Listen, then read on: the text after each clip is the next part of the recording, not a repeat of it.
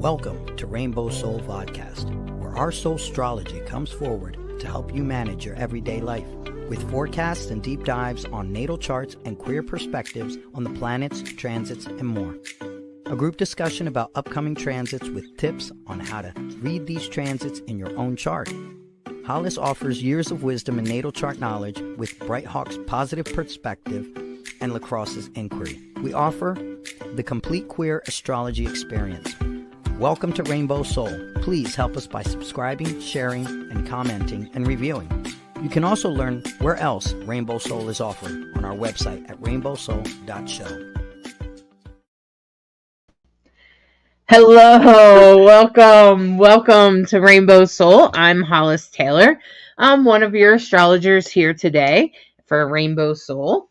And I do all kinds of astrology readings from synastry to your natal chart, including death astrology, which I look at which is a little bit different than most people do. Some people try to predict death. I don't do that. I actually think we're not supposed to do that. I actually think the point of death astrology is to help us understand why a person died at a certain time, and to help us integrate whatever lessons came from that. And so that's actually what I think the powerfulness in death astrology is. But I am a death astrologer as well as a birth chart, natal chart. That's, of course, where I started.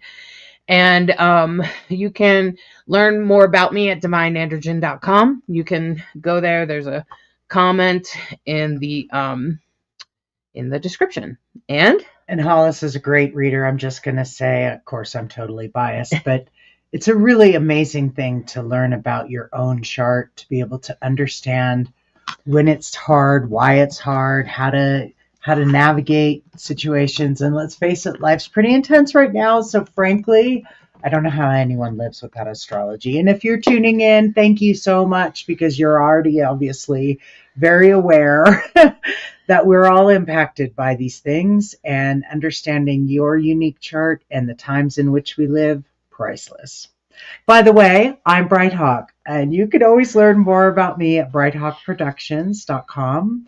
I'm a musician, a storyteller, an author of The Dancing Hippo, which is a great gift this time of year, a book about resilience.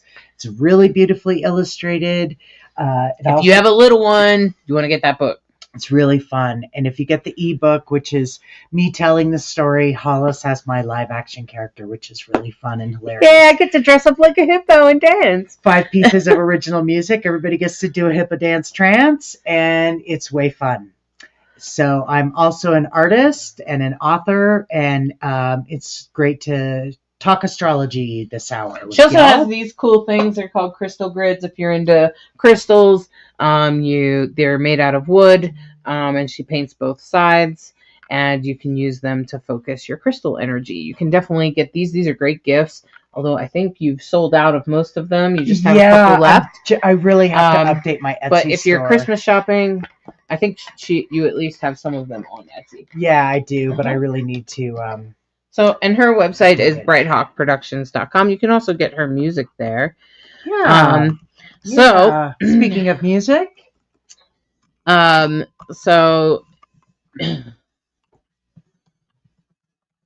I, of course, play a handpan, and Hollis and I like to start every Rainbow Soul Astrology with a little getting present, listening to the music, meditation. Let's acknowledge this week's energy.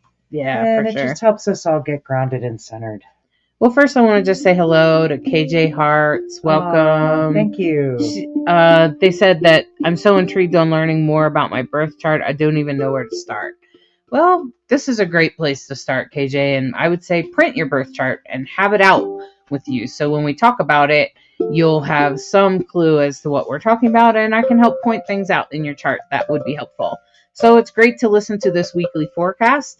That's actually how I really got deeper on my chart and really got to understand it. And I think Brighthawk too. Yeah, for sure. Yeah. And we listen to tons of other astrologers, and we have lots of favorites. We probably listen to 4 or 5 different folks every week. So we're always appreciative of the ones who listen to us. Thank you so much. For sure. Yeah. And, it's just another way of, it's just a way to learn. And when you have like, okay, well, I'm going to listen to my astrology forecast every week with these few astrologers, pick a few and then you can really focus in on it and really help you learn. So that's where you start. So you're in the right place. Welcome, Valerie. Welcome. Hi. Did you check the sound settings? Not yet. Okay. Is that the same? Maybe that's the same Kayla, but now she's over on YouTube. Okay. I think, unless these two people have, unless they have very much the same intention to learn more about their birth chart.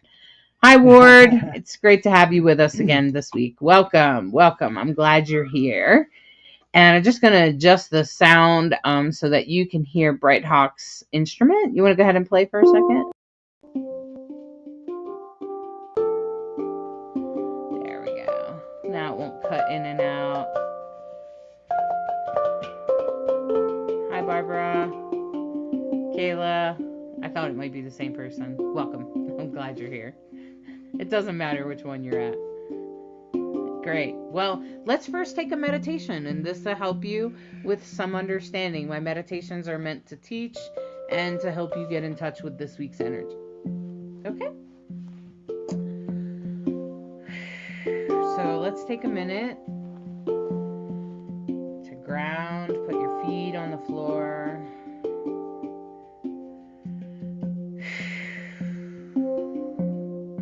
Let go of any worries or concerns or things that might be in your mind.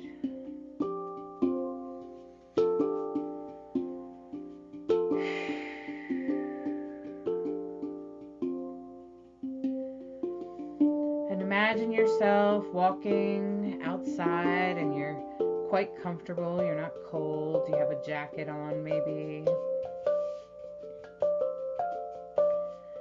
And it's comfortable and you're walking along in the night sky. And you take a moment to stare up at the night sky. And the stars are shining bright as far as they can go. And the moon just barely a sliver left. As it begins to turn dark. In the sky, without the moonlight, the stars stand out.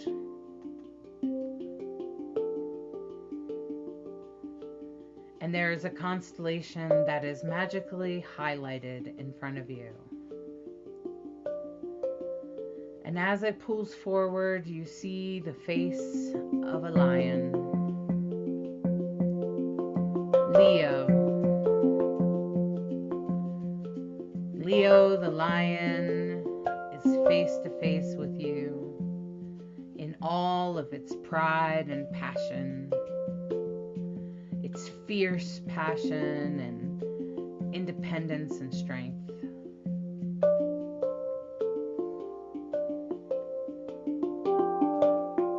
And as Leo stands there and fiercely in front of you, a planet comes from the middle of the image of a lion. And as it emerges on the other side of the lion's face in front of you,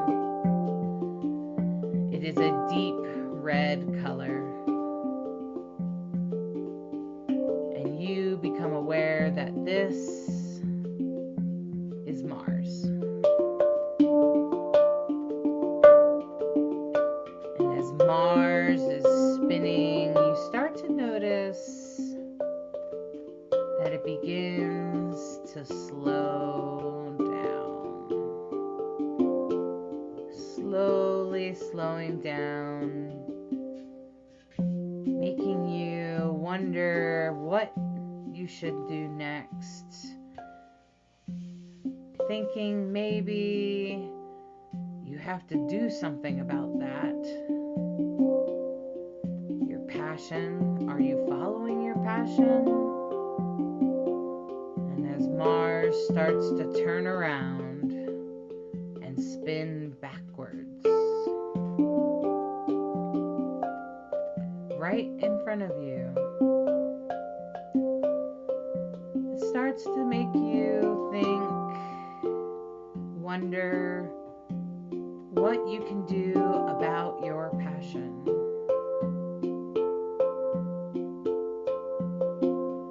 How can you do this better?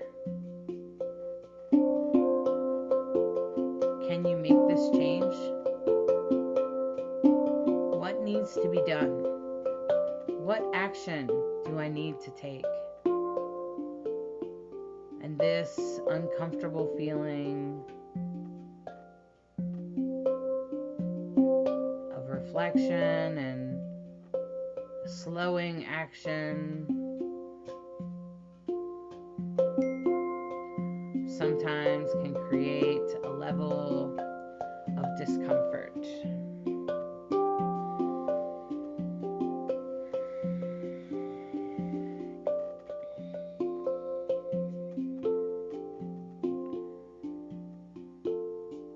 As Mars goes backwards, we recognize that during these cold months, during these dark times, that we are meant to look within.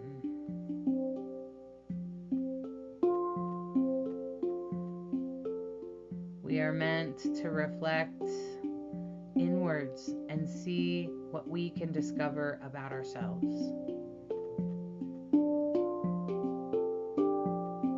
As Mars continues to spin backwards, pulling back into the Leo lion's face.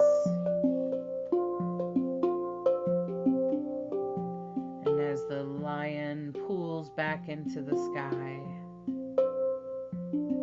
what are we loyal to? And how do our loyalties lie? And as we come back into ourselves, we realize that no doubt the universe is unfolding exactly as it should.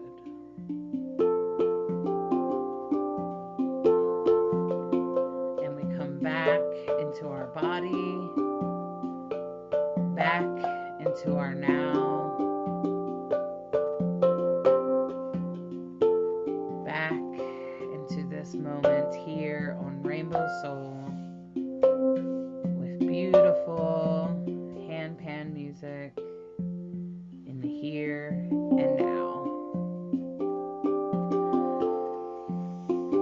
Take a deep breath, open your eyes, stretch your fingers, wiggle your toes, and come back into the here and now.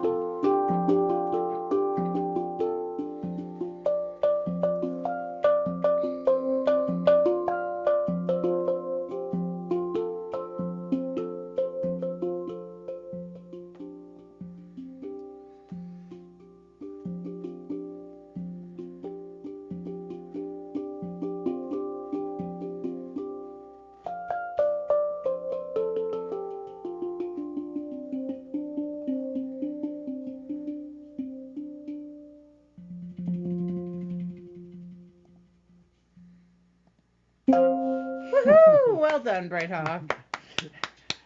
Thank you. Beautiful, beautiful. Well, welcome everyone. I'm glad you're here. I'm glad you're tuning in to this astrology forecast. I think it's incredibly important for us to pay attention to the astrology. I actually think it's really powerful to always pay attention to the astrology, but you know, that's just me. I actually think that it's one of the most powerful things that you'll ever do for yourself. It's actually relieved me from a lot of self-criticism. It's yeah, I think because we both have Virgo placements, and Virgo is, whew, man, we are good at criticizing the crap out of ourselves. We are like I often say, Virgos are their own worst critic. They might be critical of others, but they're more critical of themselves. And I wish somebody had explained that to me when I was young. I didn't know. Right, and so then you could have, well, And they I didn't thought- know that you were a Virgo rising because they only Exactly. knew that you were a Sagittarius. Well, and nobody explained anything about what anything meant until I Right. pursued it in my 20s. But, Right. Well, no one you know- explained anything to me either. I'm a Scorpio rising. There might But- be a reason you're so intense, Hollis. You know, it's such a gift to yourself to understand your freckles. You know, your spots are your spots. Don't try to rub them out. Just try to make friends. Find out how to lean into your best qualities, and the worst parts of yourself you can understand and know what the remedy is for not getting triggered in huge ways. But when you do, boy, astrology can sure help you. You know, and granted, you know, we all have different lives, we all have different traumas, we all have different scars and wounds, which greatly influence your, you know, what colored sunglasses you wear in the world.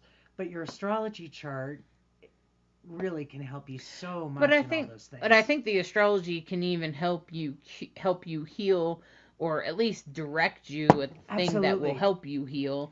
Help you heal whatever those wounds are, because your wounds are definitely also marked in your chart.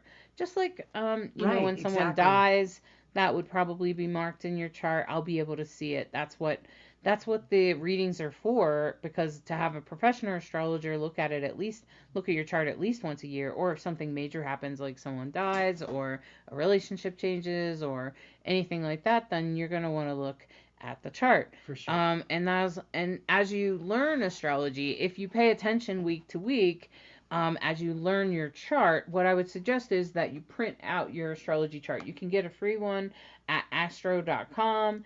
It's very easy. Just make yourself an account, because it will save it there for you in case you ever lose it. You can come back and look at it. And I will make reference to things on astro.com that you can use. And I often will help you find the symbols. And they're similar to the ones that I use in the professional software that I use. So, well, and you can definitely find out more. You can take a class. We did a 5-part series that really is just Astrology 100, you know. You could call it 101. I call it guess. 101. Because yeah. Astro 101. It's really, we get it. Astrology is a whole other language, a language of symbology, in addition to all the different understandings of how to read a chart. So we get it. It doesn't happen overnight. Certainly didn't for me. Right. But we're hopefully helping you break down the language, have access to it, and we try to always explain things. So if something, any kind of question comes up, please. That's why we went back to doing lives, because we found it really fun to interact with people, answer your questions if we can. We certainly hope we can. Yeah. Astrological questions. And so that we're all more comfortable with Right. understanding how to take advantage of the energy for the week. So you're welcome to take ask any questions that even reference to your own chart, and I'll do my best without looking at your chart to try to explain things. But I want to say that also I want to acknowledge that Lacrosse isn't here, but for good reason. Good. Yeah. Lacrosse has their first grandbaby. Yeah. So I will be excited to take some time this week to listen to, or to take a look at the baby's astrology chart and do a little reading for Lacrosse. So I'll be sending that over to them. What a great gift. To that family. That's usually my gift. If someone has a baby, let me do their astrology chart for you, because it helps you understand the child as they grow, and I give it to them.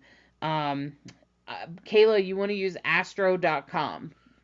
Astro, ASTRO.com. And that will give you a free birth chart. Okay? Astro.com. So, this week, obviously, Mercury is going retrograde. I'm sorry, Mercury is already retrograde, in case you didn't know. Hollis will occasionally speak backwards, so Yeah, so, just excuse me, that's what happens, it's getting better now that it's already happened. It's And not as pronounced. So that's what you should know about transits, is that they're more strong when they happen, when they go in and when they come out of retrograde or a conversation with another planet. That's actually when it stays, we don't notice it as much. It's still there, but it's just holding suit. And then, so like some planets move a little bit slower and they might be in a grand trine for like a long time. They might be in a grand trine as a conversation that they're having with each other. So they'll be in that conversation for a long time. But then when they move out is when you're going to notice. When they move in is when you're going to notice. Okay. And that's a really important thing to notice. Okay. So Mercury went retrograde last week. Maybe you noticed that. Maybe you noticed, maybe you had some transfer. I know my car I got bad gas in my car, so my car's acting totally stupid. But I just have to run really good gas through it and kind of clear it out. Oh my gosh, right? Okay. So something like that has happened. Oh my gosh, Mercury retrograde. But it makes me think about, I was thinking about how does that apply in a Mercury retrograde type of way? Well, it makes me review the way we take care of our car. And that maybe we're a little bit more aware of what gas we put in, and maybe we put high quality gas in it sometimes. Maybe we put some cleaner in there, those kinds of things. Okay, so we're reflecting on wherever Mercury resides in your chart. So what you want to be looking at is, where is Sagittarius? What piece of that pie? See how there are 12 pieces of the pie there? Each one of those are what we call a house. So you want to look and see which one has Sagittarius. Sagittarius is that red sort of arrow with a little line over it, up there at the edge of the 11th house. You can see it begins the 11th house. So if it's, depending on what house it's in, that's the part of your life that the Mercury retrograde will probably affect, which mine is money. And I was like, I could spend money getting the car fixed, or I could, and I wasn't sure what the right thing to do was. Okay, and so that's Mercury in retrograde. And the main message there, my friends, because I have a Mercury retrograde, Mercury retrograde asks you, think. Don't just ignore that little niggly feeling that says, do I need more gas? Or whatever it is, whatever it is that makes you go, gosh, I have a feeling I'm supposed to, get the tune up, or whatever it is. Mercury retrograde is asking you to rethink any choice, decision, especially right now. Yeah, so you just want to review it. You want to be paying attention. It's don't ignore. That's the main message I'm trying to say. Don't ignore. Don't dismiss. Don't dismiss, because then the problem gets much bigger in a Mercury retrograde than it needs to. Yep. If you address it right away. And that's kind of what we've learned, especially together, that it can be an insight into what needs to be taken care of. But I'll tell you, I have Mercury retrograde. I have some placements that I will admit, because of my Jupiter retrograde in the 8th house, where I want to just put my head in the sand. No, everything's good. Don't worry about it. Hollis, you're being paranoid. And man, that every time I have tried to get away with that, it's bit me in the ass. And so I've learned, okay, everything needs maintenance. Everything needs attention now and again. What needs attention in my life right now? Right. So, yeah. So, you want to be thinking about, Mercury's already gone retrograde. It really was most intense for Virgos, Geminis, and Sag people. So, or if you happen to have a lot of planets in those signs. So that's, if you don't know the symbols, I just let you know there's like little cheat sheets. You can Google them, cheat sheets that will show you the symbols and what they mean. Okay? So just by the way, if you don't know, you can always Google What's this? There's Yeah. so many things so many resources available these days to So I help used to break it keep down. little cheat sheets in a folder, and so every time I would listen to a broadcast, I'd have my little folder, and I would pull it open, and it would have little cheat sheets in here along with my chart, and it would kind of give me a good idea of what the symbols look like. Right. And so that can be really helpful, okay, in helping you learn. Absolutely. So now it's not just about what planet is in what sign, it's also about the conversation they're having. And let me just say that Mars is stationing right now, and it's opposite Pluto, okay? Now, that conversation of being in opposition can sometimes create some conflict or create some it can create a lot of different energies, but they tend to pull in opposite directions of each other. And right now, Mars is stationing in Leo. So this week, you're really starting to feel it. Mars is slowing down, and you'll feel that in the beginning of the week, even today, and the rest of the week, this will intensify, where you're almost like, what are my passions? And that's what Mars tends to do, is it tends to push at you things that are directly related to you. The issue is that it's opposite Pluto right now, which is in Aquarius, and so is Venus. So the two, Venus is not quite in Aquarius yet, but she will be. But right now, Pluto is opposite Mars. It's not in a perfect opposition, but that relationship, that conversation will sort of get louder in the next week. And then probably the following week will get even louder. But what I want to say is as Mars slows down, it kind of makes you go, what do I feel passionate about? What's important to me? What is good for me? Where does my heart lead? And that's all because of Leo, and Mars represents things like action. It also represents it represents taking action. It can represent violence. It can sometimes represent harsh people being violently verbally. It can also, because it's in Leo, it makes me think about loyalties, because Leo is a generally very loyal sign, and so that's what makes me, the Mars in Leo going retrograde makes me a little nervous. The part that makes me nervous is that Saturn, which represents father, discipline, authority, is squaring Sun, Mercury, and Jupiter. Mm-hmm. That's a lot of squares for Saturn. Yeah, and Saturn's usually pretty loud, huh? Yeah. So is it creating a T-square? Yep. There are some T-squares for sure this week. Okay. Yeah.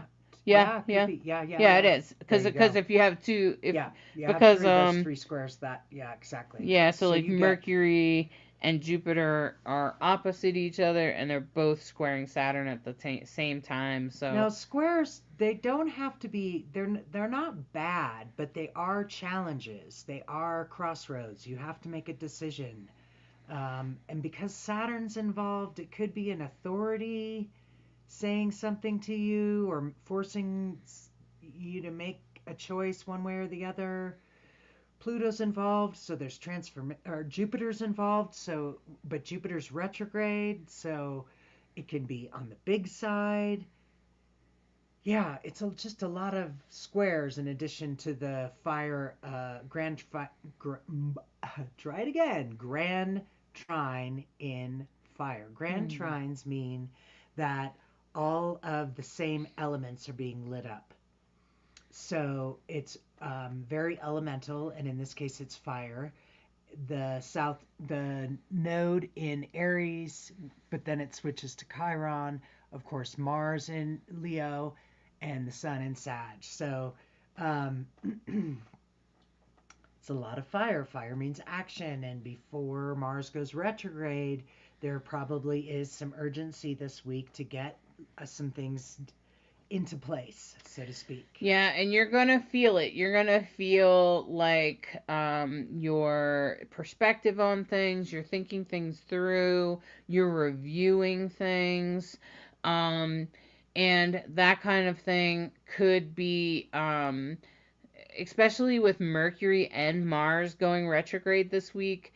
I feel like that's going to be a big part of things this week. And I think like that T square there pointing at Saturn, it represents a struggle that our collective has been having for quite some time with the system. It also represents how we're going to resolve it. And Saturn in Pisces. I usually say that Saturn in Pisces is like a sandcastle. So you'll build it, but then it could just get washed away with the ocean. And I feel like right now there are a lot of people responding to their passion, right? Their heart, like of especially with Pluto and Aquarius.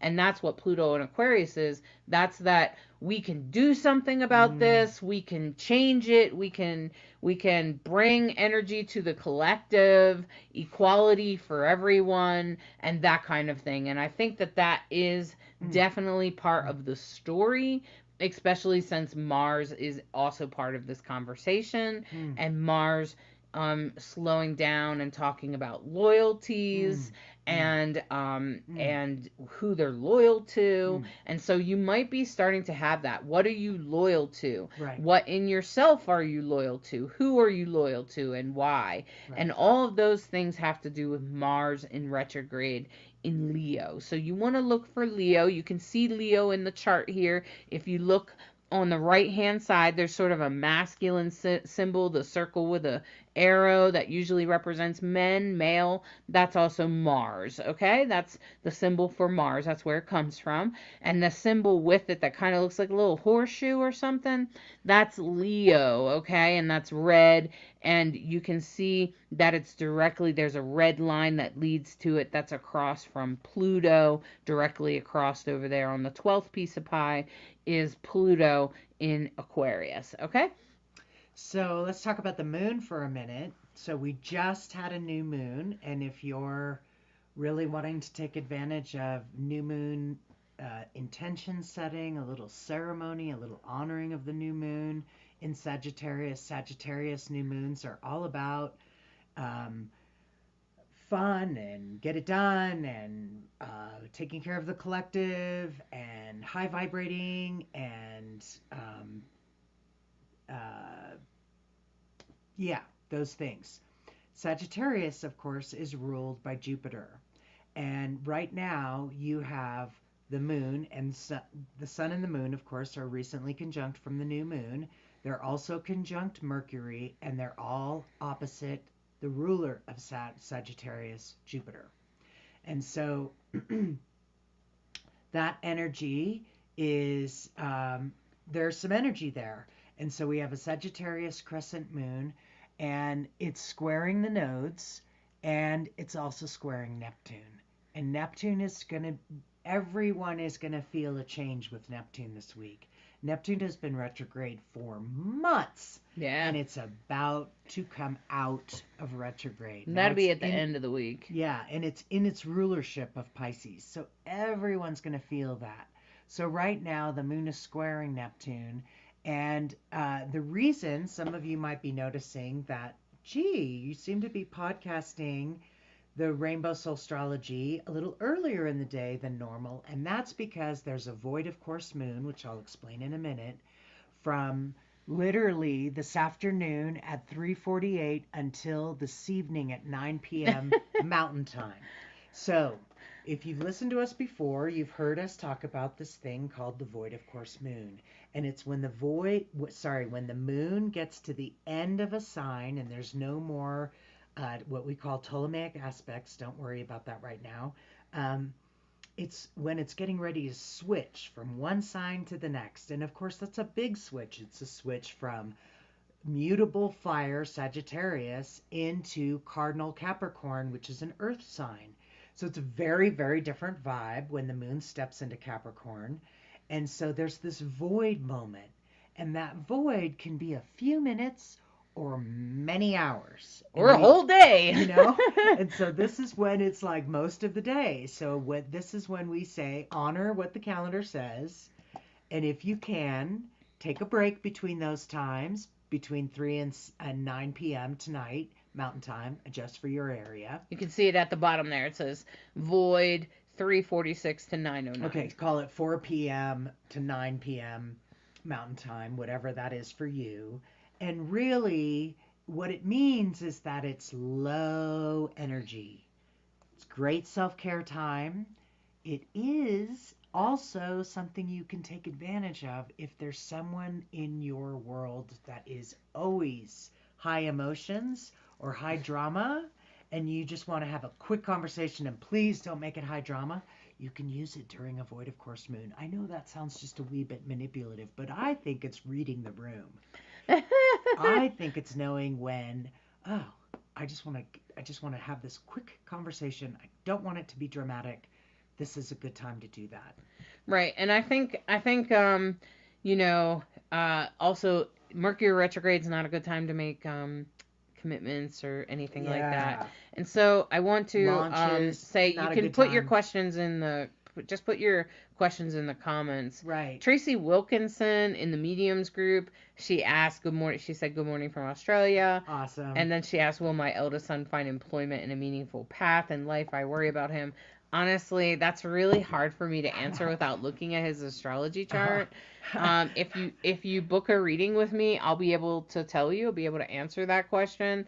Of course, it might be more helpful if your son came for that reading. You can get a gift reading at my website at divineandrogen.com. Anyway, there's just so saying much that can be revealed about our purpose for this incarnation, the reason why we're here this time, in addition to information about why last time you needed to learn X and this time you need to learn Y and next time you might need to learn Z. You can't believe how many things are in an astrology chart. It'll help you understand your work, your purpose, your family, the people you incarnated with. There's so much there. So you want to have questions. It's great to know, okay, can you focus on relationships? Can you focus on career? Can you focus on my health? I seem to be having issues with my health. And Hollis, after decades of studying, has taken classes in medical astrology, taken classes in natal astrology, taking classes in all the different aspects and things you want to pay attention to. And obviously is a psychic and a medium, so is really able to bring so much to the table that doesn't, like, what, this is not our term. This is a term in astrology. It's called mundane astrology. There's certain things that everybody can focus on. There's a whole vast, many flavors for many people in astrology. Absolutely. Many things you can become an expert on. And so that's what's also really fun about it. Whatever calls to you to study is really fantastic. I just want to acknowledge Brianna. All right. Brianna said, "Oh, I have a 14-hour shift tonight from 4 p.m. to 6 a.m." But Brianna, I'm imagining you must be a nurse with a shift like that, or work in the medical field somewhere, maybe a doctor or a nurse. And so if you're a nurse, I'm just going to say that most until about 9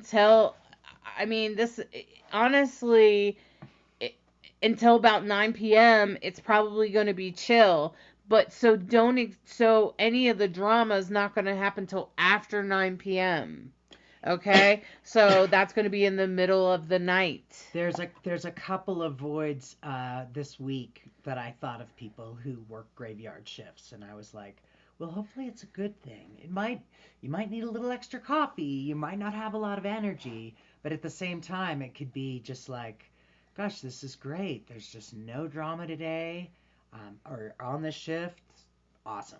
Yeah. But literally, if you're wondering why we're recording a little early, we wanted to follow our own medicine, believe our own advice that don't do a lot of activities during a void, of course. Don't be trying to launch things. Like, so trying to do this, we would probably actually get less attention. So, Okay, Yeah, but make us anyway, wonder why are we doing it probably. So thank you, Gloria. Gloria yeah. said, I Oh, can testify awesome. hollow sessions are so helpful and effective. Oh, great. Yeah, Thank thanks. I you. That's appreciate great. that. So, okay, so Okay. this is the second So Monday, yeah. and then Tuesday, where, Mars is still slowing down. I don't feel like there's a whole lot of change, but what's going on with the moon there? So now the moon is, of course, in Capricorn, which is cardinal Earth, which means, and of course, the moon is, Capricorn is ruled by Saturn. Capricorn is the ruler, Saturn is the ruler of Capricorn. Man, see, Mercury retrograde. Sometimes your sentences come out backwards. So at any rate, you'll see that the moon is in a sextile to Saturn, which is a very positive aspect in astrology. We like sextiles. It's different than a trine. You might have to work a little bit, where a trine is just like, whee! The flow is with you and you don't even realize how blessed you are. That's the blessing of trines. Trines, you don't even know how good you've got it. So sometimes too many trines in a chart and the person doesn't have a lot of direction because they don't have to struggle for anything. Everything's just comes so damn easy. What am I supposed to do in the world? Usually when we have to work a little bit at mastering things, it becomes very obvious about, I was supposed to learn this. I was supposed to master this wound, injury, whatever. Chiron starts to become an important player this week as the trine switches from the north node to Chiron with the sun and Mercury.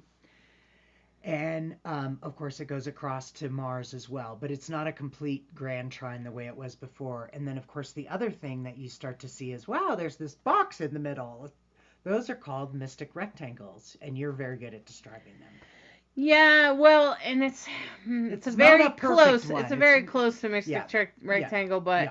unfortunately, it's not quite. But a mystic rectangle is pretty important if you have one in your chart. Kind of looks like a blue rectangle, and they usually mean that the four elements that they touch will come together easily for a spiritual purpose.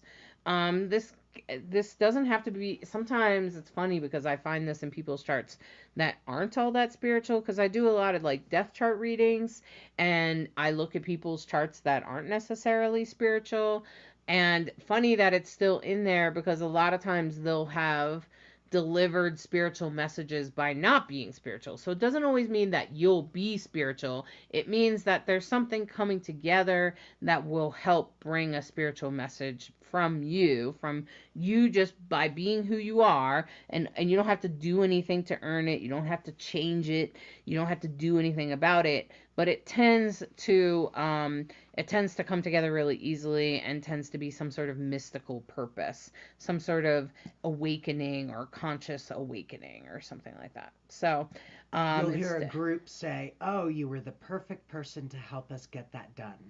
That kind of thing. Sometimes you just see things differently or something, or help people grow in a way. Right. So Brianna says, oh, she's a CNA. Brianna. And she says, I need another astrology reading. I'm definitely feeling off this last few weeks. I had to take a step back and try to recenter. Yeah, and that's really what's great about astrology. It can really help you sort of recenter and refocus. It probably has something to do with some of these transits, Brianna, like Mercury retrograde, Mars retrograde. And really, Mars retrograde is about doing that. Yeah. So you're feeling the Mars retrograde already, Brianna, which is essentially, do I need to take a step back and think about this for a minute? I need to reflect. And, if you think about it, that's what the darkest months of the years are. Like a lot of pagans or witches or people that cycle with the seasons, this is the darkest time of the year, right? This is when the sun goes down at 5 o'clock, right? And we're all like, gosh, it's not even dinner time yet, and it's already dark outside, right? And that's because a lot of old ancient traditions used to think, well, this is a time to reflect. This is a time to go inward. This is a time to focus on our personal lives instead of being out there. Like in the summertime, in the middle of the summertime, summer solstice, you're out there partying with your friends around the fire, right? And that's what's happening. But now it's more like Now you're going to go inward. You're going to be like, do I want to spend time with that family member? Do I want to be doing this? Is this serving me? Is this good for me? Right. And those are the kinds of things that are meant to be happening right now. And oddly enough, there are always some transits around that help us do that. Now, Sagittarius is like sort of Christmas time, and Sagittarius does usually tend to bring a little bit of party energy, but sometimes we need those little bit of parties, like where we get together for holiday parties and such, just so that we can figure out, oh, that social interaction was better than the last time, or it was much worse this time. Oh my gosh, what am I doing? Whatever's going on for you, sometimes those parties are necessary, right? Okay, so sometimes those gatherings are necessary, and for some of us, it might keep us sane, right? It might keep us like we're actually okay. So, this week I feel like this was Tuesday we did that. And then when we get into Wednesday, I think that by Wednesday is when Brighthawk, when that mystic rectangle is going to happen. Oh, there it is. And so it's in relation to those 4 points in the rectangle. You can kind of see it in the chart there. It's a blue rectangle, and it has to do with our future and our relationships and what I just said, like, do I want to be with this person? Do I need to stay in this relationship? Is this healthy for me? Versus, do I need to go out on my own? Do I need to do this on my own? And, Neptune's about to go forward. So as Neptune starts to turn around, it's starting to say, turn back the pages. It might start skimming off some of those layers of illusion for you, because Neptune retrograde has a lot to do with illusions, fake news, things that we believe that don't really make sense, or we're not really putting two and two together. So the mystic rectangle does have a little to do with that.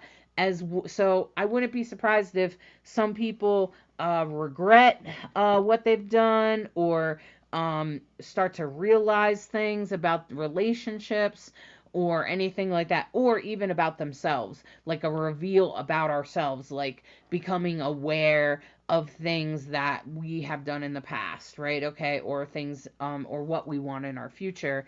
And then also, with it also touching Venus and Capricorn, that's very much about our relationships, but I think it has more to do with money and how money comes into our world.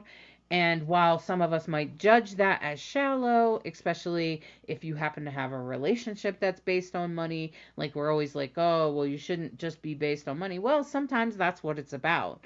And that's okay. And it's currently opposite Mars in Leo. So that's about our passions, about what's right. But we also think we shouldn't sell our soul for the dollar bill, right? And so there's probably a little bit of that going on as well. I would not be surprised if this showed up in our world stage, just because of the energies of Venus in Capricorn there. Yeah.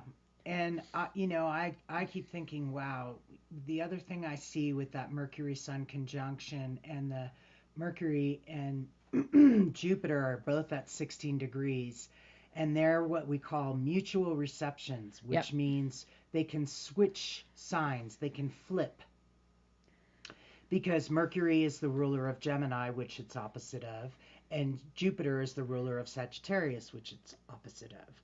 So all I can think of with that axis is the Gemini Sag axis is about communication, quick thinking. It's one of the fastest thinkers in the group, an axis.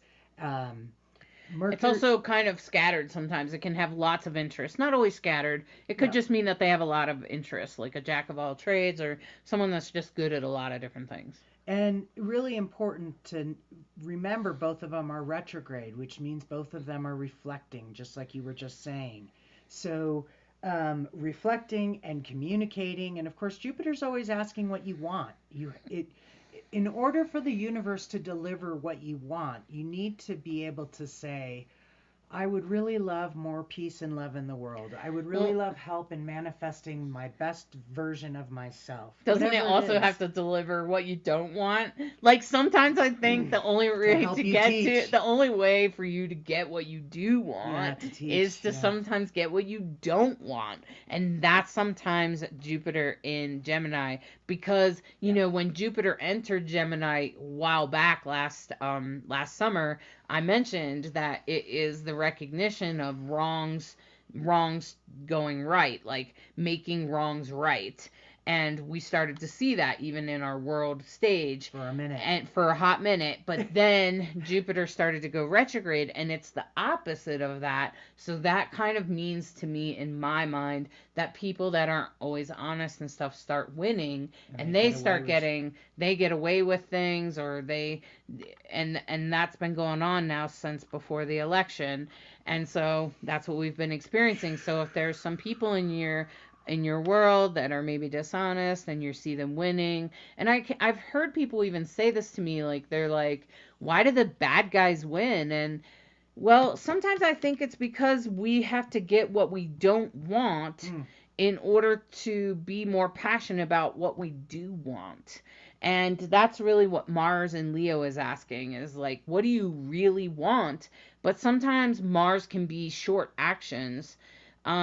And so, I'm just going to say that with that energy going on, I can almost sense the energy building up in our culture. I think we're going to be okay, but I think there are definitely people in the background sort of saying, I'm building this, and I've seen some good things come up since the election, where there's like a coalition for people to talk across lines, and there are people trying to connect with each other in a positive way, or trying to talk things out. That's great.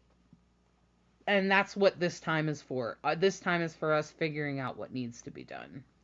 So that's really what it's all about. And as we're going forward, so I just wanted to point out the void of course moon. So on Wednesday night, starting at 11:30, so those of you who work nights, it should be a chill night, a quiet night. Now, again, you might not have a lot of energy, but it also might mean, you can get things done because it's quiet. Hopefully you can just be in your own space. So it's another 5-hour, void of course moon from 11:30 at night until 4 a.m. Some of us will be blissfully sleeping and grateful not to be working at night. And that's the Capricorn moon. And of course, a Capricorn moon, we call it a cool or cold moon because, of course, Capricorn is opposite Cancer. And the moon rules Cancer. That's where the moon is the most at home. It rules Cancer, which is completely opposite. So you have the summer solstice in Cancer, and you have the winter solstice in Capricorn. So Capricorn begins, of course, on the winter solstice, and the moon steps into Capricorn. It's that cold energy. It does not have a lot of energy when it's all the way 180 degrees from home. So I want to address this now that I've had a little bit more time to even reflect on it. Gloria said, sorry if you've already answered this in a previous podcast. We have talked about this before, but what does the forecast say for the next 4 years? Are we doomed? Are we going to have major setbacks for the LGBTQ rights, climate change, economic and racial justice? What a great question, Gloria. And let me just address this. That I've been thinking about this more and more because, of course, I align with more of the blue side of things. I call myself radical left, actually. I'm so far left you can't reach me. I think we should give the land back to the indigenous people. Anyway, so so Pluto in Aquarius, I was thinking about this because just before Pluto moved into Aquarius was the election, okay? And so it was still in Capricorn. And I will say that the president-elect, Donald Trump, is aligned with the United States. He's aligned with the United States chart, the chart for the United States, and we're in the United States Pluto returns. We're finishing it, but we're in it because it was at 27 degrees, so we're still in it. So Pluto when the United States was born, Pluto was at 27 degrees, and now 240 years have passed, and Pluto has come back around. And the thing about Pluto is that Pluto is, I'm going to wipe it all out, get rid of it so that we can build anew. And if you think about it, 240 years ago, that's what the settlers did. They came in, they wiped out all the indigenous people, they broke their connections with England and said, we are our own country. And that's Pluto in Aquarius. Now, they were young and naive to some extent, young country, but it did eventually become, as you know, one of the most influential countries in the world at this time. Pluto And and Capricorn. yeah, but it was Pluto in Capricorn, but it also was Pluto in Aquarius, Yeah. which is that's when they really started to declare war. That's when the war really started to erupt. But the United States was actually founded while it was in Capricorn, but the war didn't really break out and stuff until Pluto was in Aquarius. Just because of the way it happened. Are we headed into war? Well, there probably will be some conflict, no doubt. I think you could tell me that with no astrology, don't you think? And so what that means is that we are looking for change. We want the world to change. And I think that's one thing we can agree about across party lines, is that something's got to change. And how we go about that change is the problem. Some people think we should destroy everything. And some people think it's all about who's in power, and maybe this guy in power, it's too corrupt. And so it's just a matter of opinions and perspectives. And so what I think is going to happen in the first few years, in the next 4 years, Gloria, is that unfortunately Pluto is very young. And this is where I come back to the sort of naive, where we think we could just change it by putting some guy like Donald Trump in power, who is sort of like fly by night type of guy, who's just like kind of like, oh, just wipe that out, get rid of that, right? Okay, and that's his way, and that's very young way of thinking of things, and it's a very immature way of thinking of things. So instead, I think that's what we're going to make a mistake with in the beginning, but I think eventually we will. This is the age of Aquarius, which means that we're all going to lift up. We're going to raise our vibrations. And I think as I also check in with my guides, just plain my spiritual self, checking in with my guides, like, what's going on here? Because I myself am concerned, being an LGBTQ person and feeling like I'm a potential target, is that because I'm a registered gay, because I'm married, right?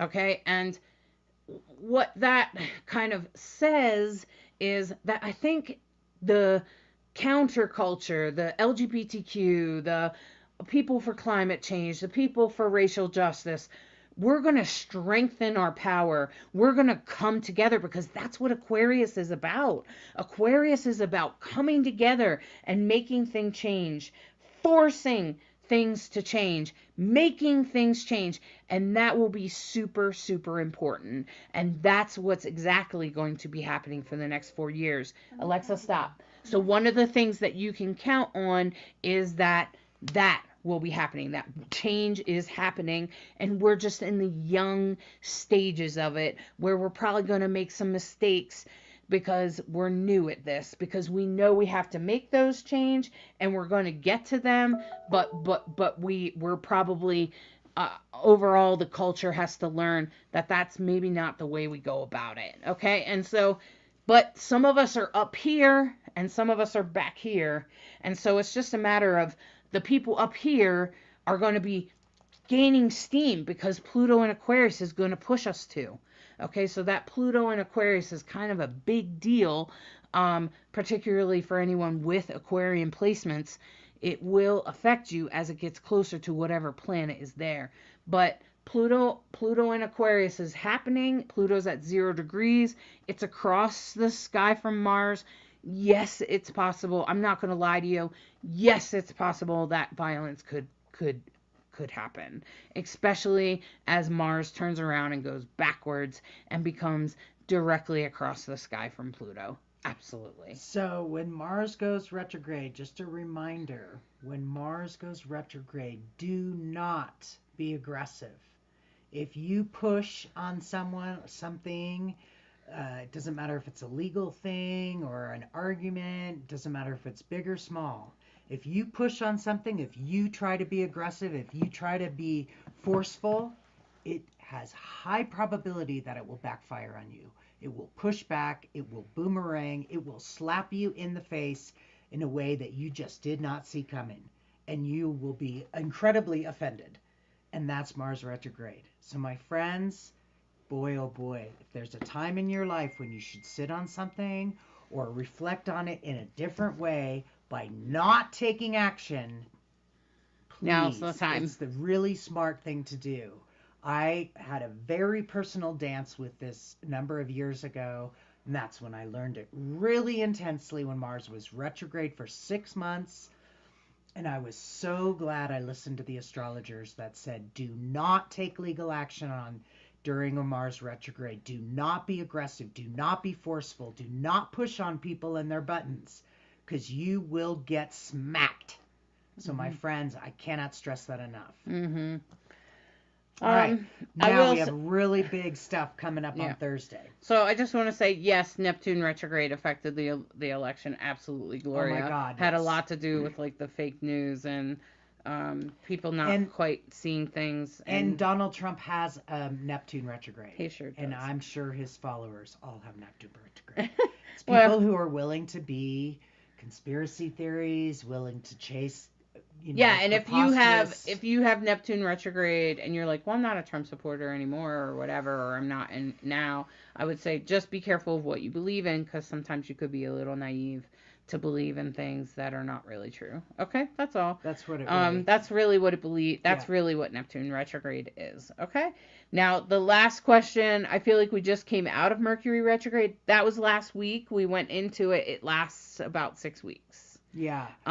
We're not back in it. We're making reference to it because we're in it. And now Mars is also joining that retrograde motion. So that not only is our communication reflective and inward, so is Mars. And that's about action and conflict and confrontation, but Mars is very much about action. So Mercury's more about communication and transportation. So between those two things, we're both going backwards. So I would just say, take this time to reflect where we are in the here and now. I saw a lot of people in the sort of Facebook kind of dialogues that were saying, oh my God, it's a Mercury retrograde a month ago before it was. And it was when Pluto was coming out of retrograde and going into Aquarius. And everybody felt something. And we're used to blaming, quote unquote, Mercury retrograde. It's not always a Mercury. bad thing, you know. Retrogrades are, you know, sometimes retrogrades are like, okay, good, I need time to stop and think about this. Right, yeah. So anyway, Thursday, the Sun and Mercury conjunction perfects, and you of course have the very last little bit of Venus in Capricorn. Venus is about to jump. I think it's tomorrow. And of course, you have Mars. The Mars retrograde happens on Friday the 6th, which I took the exact time. Even. I think what we're actually going to be seeing here is so this is great. I'm glad that the void moon ends at 4:21 in the morning. What's that from the day before? From 11:30 p.m. on Wednesday till 4:20 in the morning on Thursday. So whoever's working that shift, it'd be a nice Monday night and Wednesday volunteer night. For Wednesday night. Okay, volunteer. Take on that extra shift if you're picking up extra shifts. And we'll continue as we go forward into the week. I'm going to say that really Thursday is when things are really going to amp up.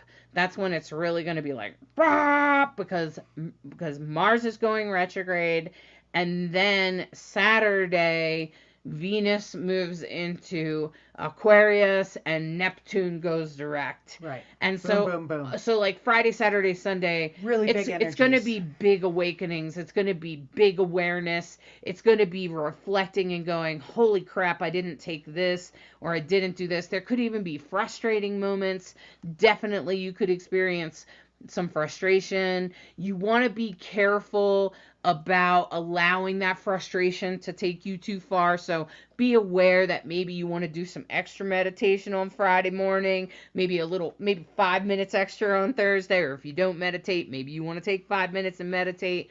So I'd say Thursday, Friday, and through the weekend is going to be a little like, whoa. And it could be very much like someone just took the blindfold off. Right. And it could be very much like an awakening where you're like, what?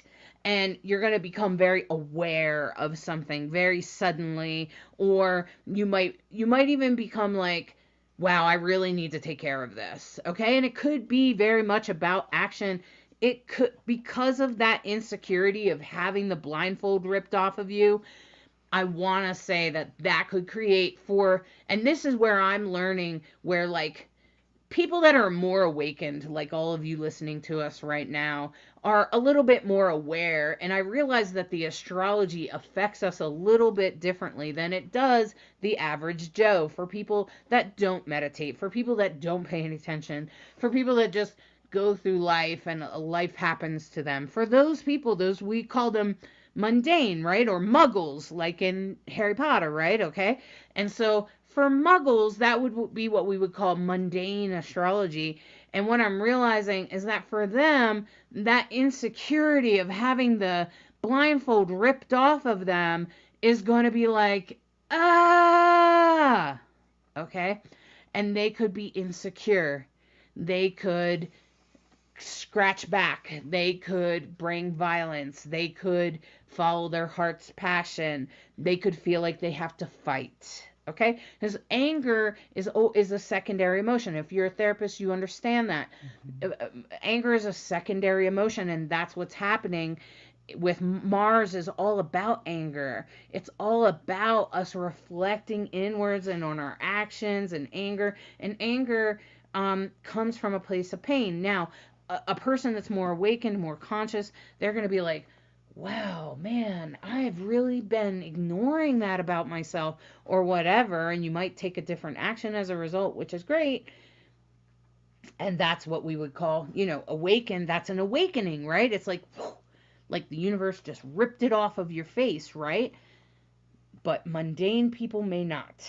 So that's my heads up, is that other people around you might have explosions, they might be grumpy, they might be irritable as this happens. And if you're more aware, you can take space and you can maybe give them a little bit more time to process things, give them some space to themselves so they can figure out whatever they need to figure out. And that's really the gift right there of astrology. That's the gift of this what I'm doing right now, this prediction for the week. I'm telling you that it will begin Thursday and continue into the weekend, right. And you're going to feel it, right. Especially if you have Leo placements, Aquarius placements. So that means a planet in there, or your rising in there, or like the moon in there, or several planets. So if you're looking at it and you're like, well, there's Aquarius, oh my gosh, Hollis, there's 4 planets in there. I'm going to be like, yeah, you're going to feel this. Right. Okay. Right. You're going to feel it. If, Cancer will be more people with strong Cancer placements. You're going to feel Mars headed back to you. So you might start to feel a little bit like depressed. So I have Saturn in Cancer, so I'm preparing for that. Okay. So I know that Mars is going to turn around and come back at my Saturn. So I'm like, how can I prepare myself for that? Do more meditation. Make sure my morning practice is in play here, because I need to make sure that that's happening. I need to work on my depression, and I've actually made sure that I've planned activities, and I'm doing an at-home retreat type of thing where I'm going to be watching inspirational things that help lift me up and help me avoid depression, okay? So I'm just going to let you know that if you have Cancer placements, Mars is coming back. And for Cancer, like in Leo, it's about where are my loyalties and what should I be doing and follow my heart and things like that. But for Cancer, it can kind of be like, okay? It can kind of feel like dragging your feet. So pay attention. So look in your chart. What's in Leo? What's in Cancer? Do you have any planets there? Do you have anything in Aquarius? Do you have anything in Sagittarius? Because Mercury's in retrograde there right now. And what is in Gemini? And are you a Virgo? Okay, so those kinds of things you need to be paying attention to. That's what's important this week. As we go through the whole weekend, it's pretty much going to be that same energy for the weekend. Do you think? Yeah, for sure. And, we've talked about this before as well. Some people feel it more beforehand, some feel it more during it, and some feel it, on the back end of it. Right. And so, without looking at your charts, it's hard to say what's going to be true for you, but we're all going to be feeling it. That's all I'm saying is we all chose this time and this moment, this life to incarnate, to do this work together, to hopefully, I don't know about y'all, but I can speak for myself, to make the world a better place because I'm in it. Mm-hmm. And to be an amplifier of light and love and goodness in the world. So, and I think what's happening is all meant to happen. Like I always remind That's it, myself, you know? especially when things are hard, I always remind myself, no doubt the universe is unfolding exactly as it should. And when you remind yourself of that little quote, it's a little astrology quote, it's very popular, it comes from a larger poem, that it's unfolding this way for a reason. And maybe there's, like maybe we thought a whole lot more people were on page about human rights, but maybe they weren't. Okay. And so maybe now we need to come together, and this Mars opposite Pluto in Aquarius with Venus there as well, because Venus is going to enter in there on Saturday, and then Sunday Neptune's going to go direct. So it's sort of like really big events, it's sort of like big day. alignment this week, especially this weekend. That's going to unfold for us in a way where we're just going to probably have some sort of major awareness, and it may not be very easy to face. When I say someone ripped the blindfold off of you, literally imagine if that, it's not just about having a spiritual awakening, it's more like painful. It's not very nice. Like you're walking along and you thought, let's say you're in a virtual reality thing, and here you are, you thought you were in the beautiful mountains, and someone rips it off and you're in the desert. And you're like, what? Okay. And how did I get here? And why did this happen? So try not to get caught up into it. Try not to let it upset you too much. Try to stay present with it. That's why I point out the void of course moons, because Monday night and Wednesday night will definitely be chill energy compared to Friday, Saturday, and Sunday. So if there's any way you can take advantage of that time for self-care, and, thank you so much for listening to this, because now we know you're informed as well, that we're all in this, become aware of the surf and what's about to clobber folks and when to get back on the beach.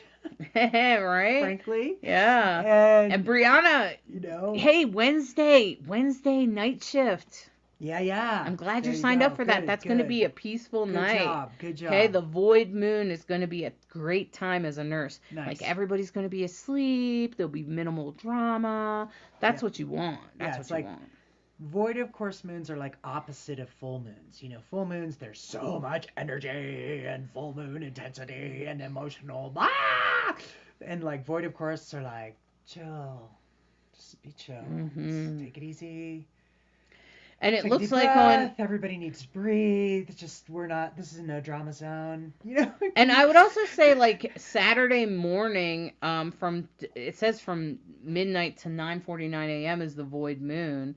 Right. So I'm thinking on Saturday morning, if you need a break from what's going on, there it is. Plan your break there. Right. Take your break on Saturday morning. Right. Saturday's another really big one. Have a beautiful breakfast with pancakes with someone you love, or take a walk alone in the woods, or do something really beautiful that's very good for your heart on Saturday morning. And that's mountain time. So that's midnight mountain time to just about 10 a.m. Mountain time. So I would say, that's like Saturday morning from, if you're on the East Coast, that's till about noon. Okay. So the morning hours, take Saturday morning to do something beautiful. Okay. Good advice. Take that time to really feed your heart, especially in the middle of this transit. That's a great time to meditate, to calm the mind, to do some yoga, do some self-care. Yeah, for sure. Great advice. Saturday morning, really good time to do that. Yeah. So I hope that this forecast has been helpful for you. It's been great seeing your questions and interactions. I gotta get my cards. I packed them up again and took them away again. Yep. And now here I bring them back out. Okay. So, but it's the wrong deck. Yeah. So. Well, if Hollis can find their tarot deck, we'll do a little reading for the week, and if not, then we'll send you on with our blessings and our gratitude. You found them. I found it. And of course, it's the Love is Love deck, which is done by LGBTQ artists. Each one different card, different artist. Beautiful deck. So, well, isn't that strange? Yeah. That's from Teaching Tarot. Oh, wow. Okay, well, I hope it didn't go the other way around. I've been teaching a tarot class, and I showed different examples of the same card from several decks so that you can really fully comprehend the card. So if you're ever interested in that sort of thing, I could probably teach you most of the tarot in one package, which is four coaching sessions at the metaphysical coaching that I offer. I can teach you how to use your tarot cards. I can also show you how to use the oracle cards, but it's specifically for tarot, is what I'm talking about. But I can also do oracle. I can do any kind of training, including astrology. All right. That Astrology 101 class we were talking about earlier at the beginning, comes with 2 free coaching sessions. Okay. So.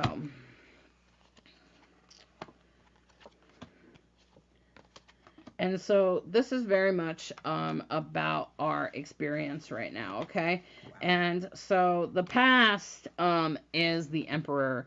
And let me just say that this card is very black and white for a reason. Because the Emperor rules from a position of... they rule from a position of it's either this way or that way. It's black or white. And so because they're ruling from that position, sometimes that can be very good, but in many situations, as we all know, there can be many different colors and shades to things and different ways. And this is about the past. This is about black or white from the past, especially in relation to power. So that very much makes me think about the election, and those of you that have struggled with the election, this is very about black or white. And sometimes I think that when I listen to news channels and talks and stuff about the election, it seems to me that it's very death or dying, almost like Gloria said a little bit earlier, are we all doomed, right? Okay, and that's very, from, if you watch Democrats, that's pretty much the way they've seemed to make it, and maybe there's some truth to that, but also I think that we have to beware of black or white thinking. And as we go forward in the here and now, especially for this season, be aware of your temptations. This is very much this is the devil card. It's very much about temptations. This is very much about giving into those temptations and how those temptations can tie us down. So I'm thinking one too many brownies at Christmas party or whatever's going on there. Okay, so just be aware of that. Alexa, stop. And so this is very much about giving into those temptations and whatever, and how that ties us down, how that holds us down, right? Okay. And going forward in the future, this is the Knight of Swords, which is about taking action based on our belief systems. And isn't it interesting that from the past we came from that black and white place, right? And now in the future there will be more black and white thinking. And I think that that's sort of like the early ages of Aquarius, and this is the Knight of Swords. So this is about fighting. It's usually about fighting pretty righteous battles, the Knight of Swords. It's about following your emotions and your thoughts and doing action based on that. But it can also be very black or white thinking, which sometimes is necessary, but it's not always really applicable, I think, into the human life or the human soul. There's a whole lot of gray for most humans. So as much as sometimes the media and our world in general tries to make it black and white. So just beware of that black or white thinking. You're better than that. So remember, in the past, we had this black or white emperor. This is about power positions. Probably has a lot to do with the election. It might also have to do with anyone else in your life that has power over you or that you see as a power position. This is about the black and white thinking that goes along with that, and to be aware of it and how it may lead you, maybe because you might have one too many drinks, right? Because you're like, well, it's the end of the world, I might as well have, right? Okay. But that's the devil, right? That's the temptations, things that you're tempted to do, temptations that you might give into. Beware of the temptations. And going forward, this is very much the Knight of Swords and about fighting righteous battles. Beware of the black and white thinking, because not every battle that feels righteous is as righteous as it appears. So that's what this is really about. Anytime I see black or white cards, it makes me think right away of black and white thinking. And there's a couple of cards in this deck with black or white thinking. And I think it's interesting that we got 2 of them in this reading. So it's fascinating. And I've tried to find, it's been challenging, but there have been some things that I'm kind of like, well, hopefully he does change. Maybe like if you're thinking about the government, you can think, well, yeah, he's not probably very good for the health system, but it could be really good if we ban foods that we know aren't good for us, like that have a bunch of stuff in it that we all know is not good for us. And other countries it's banned, but it's not banned here, and that's a problem, right? And that could happen under his lead. Okay, well, there's a positive, right? So I try to think of some positives, some things that he might do correctly. And at the same time, I also think, well, maybe this will push us all a little bit closer together. Maybe this will tighten our ropes. Maybe this will push forth the people that believe in equality, and that all people have equal rights and things like that, and the LGBTQ community and the people that are worried about the environment. Maybe it pushes us a little bit closer together and makes us that much stronger. And maybe that's what we need. Sometimes we have to have what we don't want in order to know what we want. And that's just the way it is. And oftentimes I also like to remind people that we don't change unless it's hard. It's true. As hard as that may be to hear, but yeah, I never wanted to believe that, but boy, I'm going to have my 60th birthday this month because, of course, I'm at the end of the Sag season, and that's why they call me Bright Hawk. I'm bright light, born on a dark night, 20 to 12 midnight on 12/20. Almost your birthday. It's almost my birthday. When the light gets here, we know Bright Hawk's birthday is here. And I just keep hearing, so I think I'm supposed to tell you that devil card. You know, during a Mercury retrograde, we always try to remind you, if you can avoid contracts, signing contracts, making big commits, if you can put it off, put it off. Because, you know, Mercury's going to go direct December 15th. So, but remember what that little cliche is, the devil's in the details. So if you have to do something, make sure you look at the details. Yep. Do not assume people have your best interest. Make sure you have your best interest in mind. Yeah. Always look at the details. Yeah.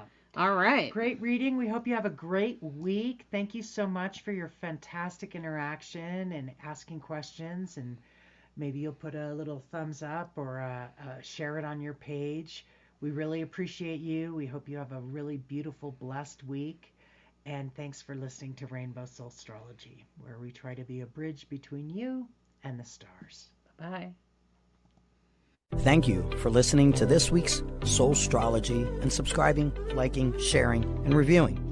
We hope you enjoyed this dose of Soul Astrology and encourage you to embrace the week ahead with an open mind and heart so that you may integrate the deepest of lessons from the stars. Take a moment to step outside and honor the planets, stars, and moon in the sky with your heart. Integrate the messages that resonate and leave the rest for someone else. We deeply appreciate each and every one of you. Always remember that you are a perfectly unique human with an exclusive star map of your destiny, your soul purpose, and your heart's desire. Thank you again for tuning in to Rainbow Soul.